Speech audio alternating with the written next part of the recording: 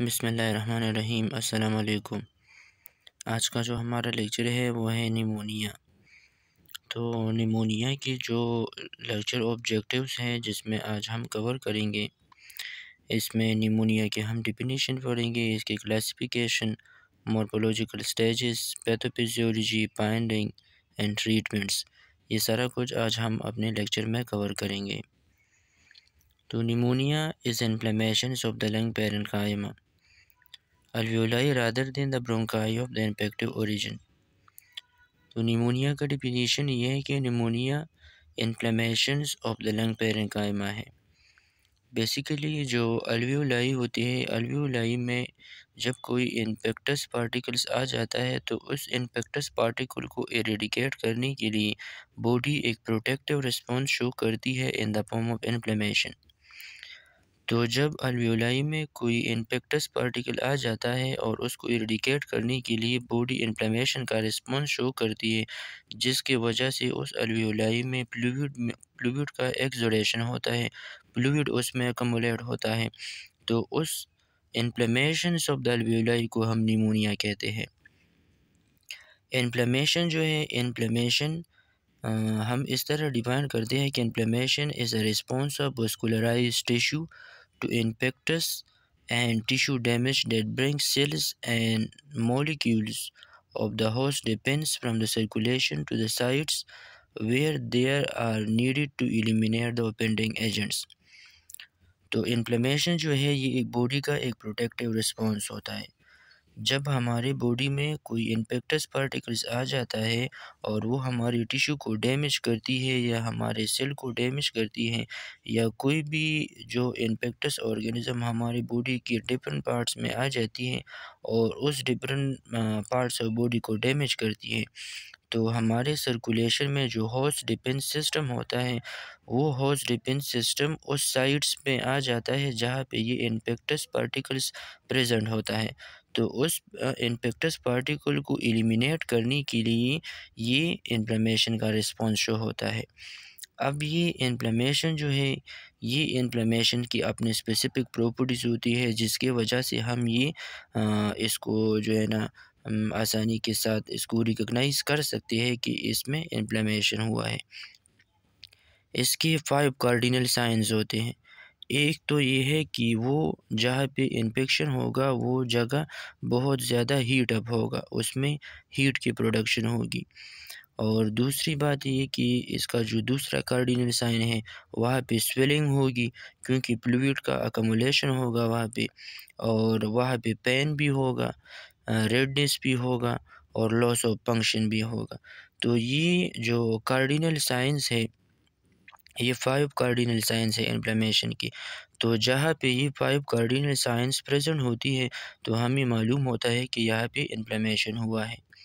अब ये निमोनिया जो है, निमोनिया किस एरिया का मतलब इन्फ्लेमेशन किस एरिया में होता है, तो ये अल्वियोलाई में जब इन्फ्लेमेशन हो जाती है तो उस इन्फ्लेमेशन को हम निमोनिया कहते हैं।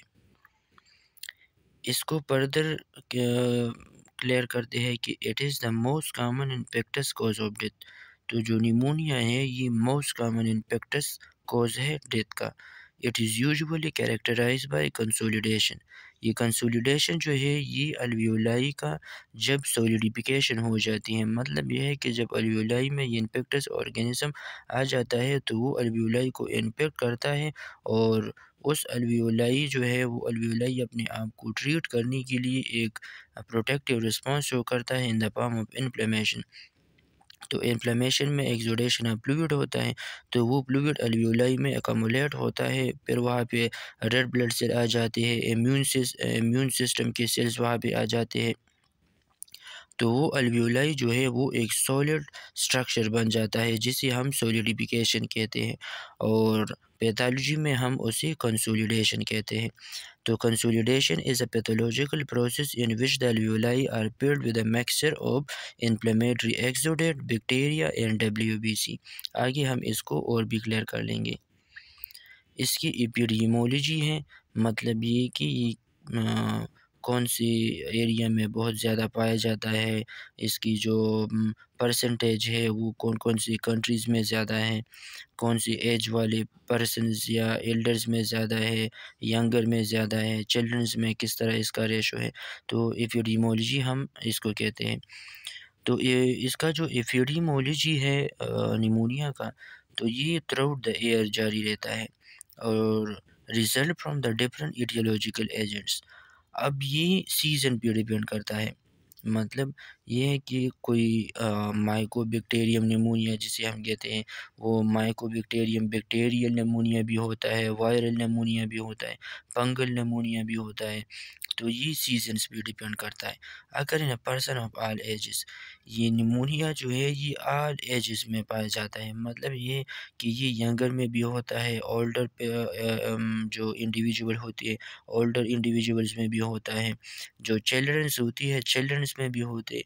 इवन ये कि जो प्रेग्नेंट लेडीज़ होती है, प्रेग्नेंट लेडीज़ में भी बहुत ज़्यादा चांसेस निमोनिया के पाए जाते हैं, जिसे हम मैटरनल निमोनिया कहते हैं।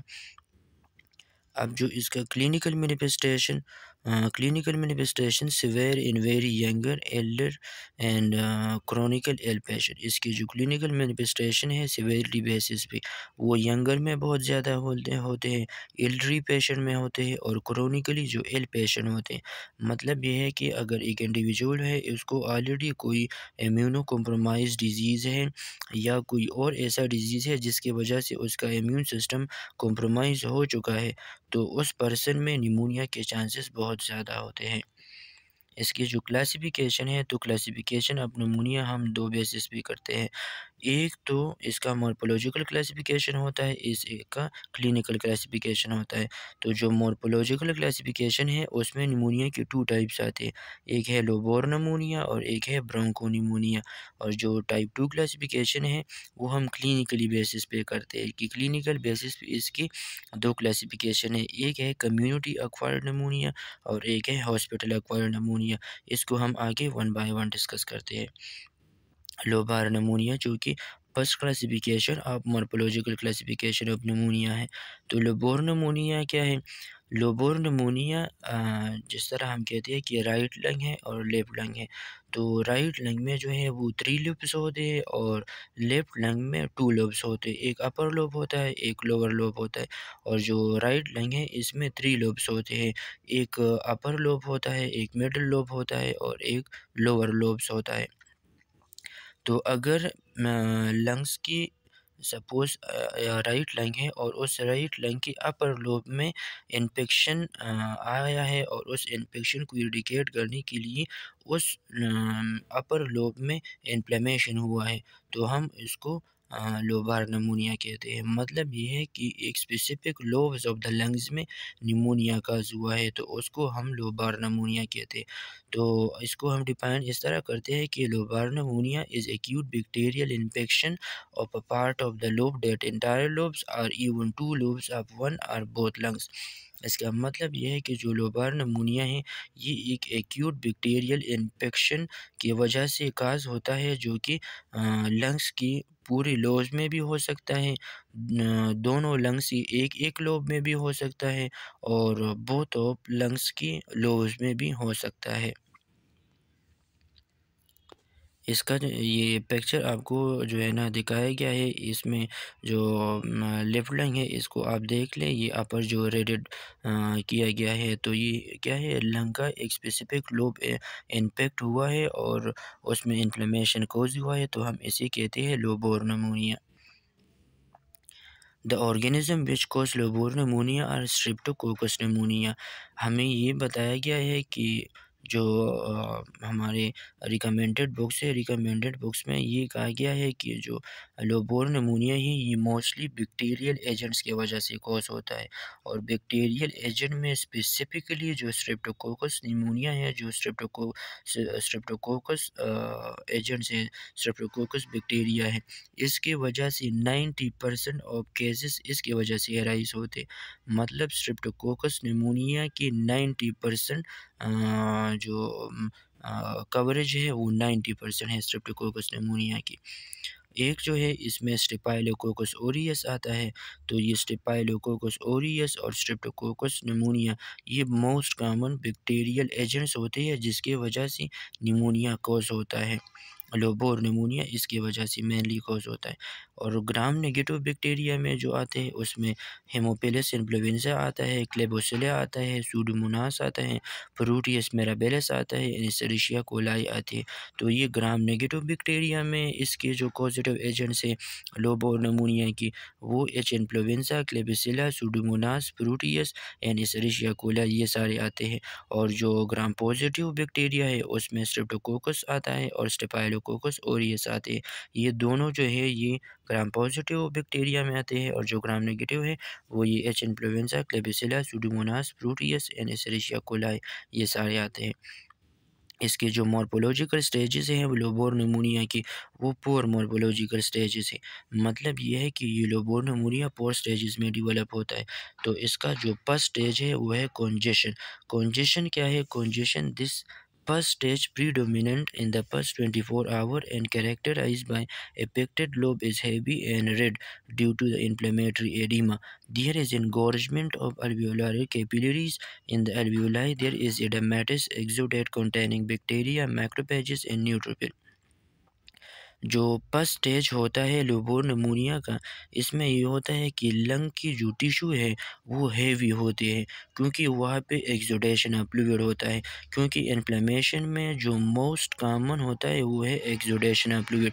एक्सुडेशन हम ये इसे कहते हैं जिसमें प्रोटीन्स की कंटेंट ज़्यादा होते हैं। एक होता है ट्रांसुडेट जिसमें प्रोटीन के कंटेंट कम होते हैं और एक है एक्सुडेशन जिसमें प्रोटीन के कंटेंट ज़्यादा होते हैं। मतलब एक फ्लूइड होता है लेकिन उसमें प्रोटीन की कंटेंट्स इंक्रीज़ होते हैं तो हम उसे एक्सुडेशन कहते हैं। तो जो फर्स्ट स्टेज ऑफ लोबोर निमोनिया है उसमें कंजेशन आता है और उसमें एक्सुडेशन ऑफ फ्लूइड होता है इन द अल्वियोलाई। तो अल्वियोलाई में फ्लूइड का अकमुलेशन होता है जिसकी वजह से वो इफेक्टेड लोब जो है वो हैवी नज़र आता है और हमें रेडिश नज़र आता है। तो फर्स्ट स्टेज में कंजेशन होता है। सही है जी। इसमें accumulation of fluid in the alveoli होती है। और दूसरा जो इसका स्टेज है वो है रेड हेपेटाइजेशन। तो रेड हेपेटाइजेशन इसका इसमें क्या होता है कि कैपिलरी एंगोर्जमेंट परसिस्ट। इसमें कैपिलरी की जो एंगोर्जमेंट है जो कैपिलरीज की परमिबिलिटी है वो परसिस्ट रहती है। While oedema and alveoli coagulate into fibrins. और जो एडिमा है वो कोगुलेट हो जाती है पेब्रिन में। क्योंकि मैंने आपको अभी बता दिया है कि जो एक्सुडेशन होता है एक्सुडेशन ऑफ फ्लूइड ये एडिमा का एक टाइप होता है। क्योंकि जो फ्लूइड अकमुलेशन ऑफ अल्वियोलाई में होता है उसमें प्रोटीन के कंटेंट्स इंक्रीज होते हैं जिसमें पेब्रेनोजेन एक प्रोटीन है पेब्रेनोजेन होता है और वो पेब्रेनोजेन फर्दर कोगुलेट हो जाता है पेब्रिन में जिसकी वजह से एक सॉलिड टाइप मेशवर्क बन जाता है अल्वियोलाई में जिसे हम कहते हैं fibrin further. Alveoli are crowded with neutrophil. और जब कैपिलरी एंगोर्जमेंट होती है तो इसके वजह से सर्कुलेशन से न्यूट्रोफिल जो है वो इस इन्फेक्टेड एरिया में आ जाते हैं और वो अल्वियोलाई जो है वो न्यूट्रोफिल से क्राउडेड हो जाता है। Lung lobe is airless. और लंग्स का जो लोब है जो इन्फेक्टेड हुआ है वो एयरलेस हो जाता है। एयरलेस इस वजह से हो जाते हैं क्योंकि वहाँ पे फ्लूइड का अकमुलेशन होता है और उस फ्लूइड में जो पेब्रेनोजेन होता है वो पेब्रेनोजेन पेब्रिन में कन्वर्ट हो जाए जिसके वजह से एक सॉलिड मेशवर्क बन जाता है और उस सॉलिड मेशवर्क की वजह से एयर जो है फिर वहाँ पे नहीं आता क्योंकि वो बहुत ज़्यादा सॉलिड टाइप हो जाता है फिर। तो इसके वजह से अल्वियोलाई का जो ये लंग्स का जो ये स्पेसिफिक लोब है ये एयरलेस हो जाता है जिसे हम कंसोलिडेट कहते हैं। और ये रेड इस वजह से होता है क्योंकि इसमें रेड ब्लड सेल जो है वो इस इन्फेक्टेड एरिया में आ जाते हैं और साथ में इम्यून सिस्टम के जो सेल्स है इम्यून सिस्टम की सेल्स भी इस इन्फेक्टेड एरिया में आ जाते हैं और इसको हम फिर फर्दर कहते हैं red hepatization. Red hepatization red blood cell की एंगोर्जमेंट की वजह से हम कहते हैं कि इसमें रेड ब्लड सेल्स भी आ जाते हैं। इसका जो थर्ड स्टेप है वो है ग्रे हेपेटाइजेशन। ग्रे हेपेटाइजेशन में ये होता है कि जो रेड ब्लड सेल इस इन्फेक्टेड लोब में आ जाते हैं वो red blood cell break down हो जाते हैं और उसके वजह से इसका जो ये इन्फेक्टेड एरिया का जो कलर है वो ग्रे हो जाता है, क्योंकि आरबीसी का ब्रेकडाउन इसमें होता है। लेकिन जो इम्यून सेल्स है वो इम्यून सेल इसमें अनइन्फेक्टेड रहते हैं, इम्यून सेल्स की ब्रेकडाउन नहीं होती, सिर्फ रेड ब्लड सेल की ब्रेकडाउन होती है। सही है जी। तो इसको आप देख लें कि affected lobe is even more solid. Affected lobe बहुत ज़्यादा सॉलिड हो जाते हैं क्योंकि रेड ब्लड सेल की ब्रेकडाउन होती है। Disintegration of leucocytes and red cells continue accumulation of fibrin within alveoli. और जो पेब्रिन की अकमुलेशन है वो अल्वियोलाई में कंटिन्यू रहता है, तो ये अल्वियोलाई बहुत ज़्यादा सॉलिड बन जाता है। और लास्ट में ये है कि the lung is dry, grey and firm. तो ये लंग्स जो है ये ड्राई हो जाते हैं क्योंकि ये एयरलेस हो जाते हैं बहुत ज़्यादा सॉलिडिफिकेशन की वजह से, क्योंकि वहाँ पे पेब्रिन का लेवल इंक्रीज़ होता है और वो सॉलिड मेशवर्क जो है वो स्ट्रॉन्गर से स्ट्रॉन्गेस्ट बन जाता है। Grey colour is due to the relative blood lesion. और ग्रे कलर इस वजह से हो जाता है क्योंकि जो उसमें ऑलरेडी रेड ब्लड सेल्स की अकमुलेशन हुई होती है वो रेड ब्लड सेल ब्रेकडाउन हो जाता है और वहाँ पे फर्दर रेड ब्लड सेल नहीं आते, तो रेड ब्लड सेल्स की कमी की वजह से वो उसका कलर जो है वो ग्रे बन जाता है, जिसे हम कहते हैं ग्रे हेपेटाइजेशन। इसका जो फोर्थ स्टेप है वो है रिजोल्यूशन। तो रिजोल्यूशन का मतलब ये है कि जो इम्यून सेल्स है वो इम्यून सेल्स तो अनडिस्टर्ब रहते हैं, इम्यून सेल्स जो वहाँ पे प्रेजेंट होते हैं वो रेड ब्लड सेल तो ब्रेकडाउन हो जाते हैं, लेकिन जो इम्यून सेल्स है वो अनइन्फेक्टेड रहते हैं। तो वो इम्यून सेल्स उस जो ये कंसोलिडेशन हुई है, एक्सुडेशन ऑफ फ्लूइड हुआ है, तो ये इम्यून सेल्स जो है ये इस कंसोलिडेटेड एक्सुडेटिव फ्लूइड को क्या करती है, इसको क्लियर आउट कर लेती है और जो हमारी लंग पेरेन्काइमा है वो अपना नॉर्मल स्टेट रिस्टोर कर लेता है, तो हम इसको रिजोल्यूशन कहते हैं। तो जो लोबोर नमूनिया है, लोबोर नमूनिया का 4 स्टेप्स होते हैं, उसमें लास्ट स्टेप जो है वो रिजोल्यूशन है। तो लंग्स की जो पेरेन्काइमा है वो नॉर्मल स्टेज में आ जाते हैं, इसको हम रिजोल्यूशन स्टेप कहते हैं। तो ये लोबोर नमूनिया का 4 मॉर्फोलॉजिकल फीचर्स है। अब दूसरा जो मॉर्फोलॉजिकल क्लासिफिकेशन है वो है ब्रोंकोनिमोनिया। तो bronchopneumonia is infection of the terminal bronchioles. तो जो टर्मिनल ब्रोंकियोल्स है उसमें जब इन्फेक्टस पार्टिकल आ जाता है और उस इन्फेक्टस पार्टिकल्स को इंडिकेट करने के लिए वहाँ पे इन्फ्लेमेशन होता है और सेम वहाँ पे फिर कंसोलिडेशन होगा, तो उसको हम कहते हैं ब्रोंकोनिमोनिया। जब ब्रोंकियोल्स में निमोनिया हो जाता है उसको हम ब्रोंकोनिमोनिया कहते हैं। इसके जो क्लिनिकल क्लासिफिकेशन में आता है, एक है कम्युनिटी एक्वायर्ड नमूनिया। तो कम्युनिटी एक्वायर्ड नमूनिया क्या होता है? Community acquired pneumonia which develop in otherwise healthy person outside the hospital or have been in hospital for less than 48 hours. तो कम्युनिटी एक्वायर्ड नमूनिया ये है कि जब बंदा एनवायरनमेंट में रहता है, मतलब जो सपोज़ एक इंडिविजुअल है वो घर में रहता है, ऑफिस में रहता है या जहाँ पे वो काम करता है, तो जो हॉस्पिटल से जो सेपरेट एरियाज़ होते हैं और उसमें कोई इंडिविजुअल रहता है और उसको निमोनिया हो जाता है, हम उसी कम्युनिटी एक्वायर्ड निमोनिया कहते हैं। सही है जी। और एक होता है नोस्कोमियल नमूनिया। नोस्कोमियल नमूनिया को हम हॉस्पिटल एक्वायर्ड नमूनिया भी कहते हैं। जब कोई इंडिविजुअल हॉस्पिटल में एडमिट हो जाता है और 48 आवर से ज़्यादा वो हॉस्पिटल में एडमिट रहता है और उसको निमोनिया के साइन एंड सिम्टम स्टार्ट आना शुरू हो जाता है, तो हम उसे कहते हैं नोस्कोमियल नमूनिया। सही है जी।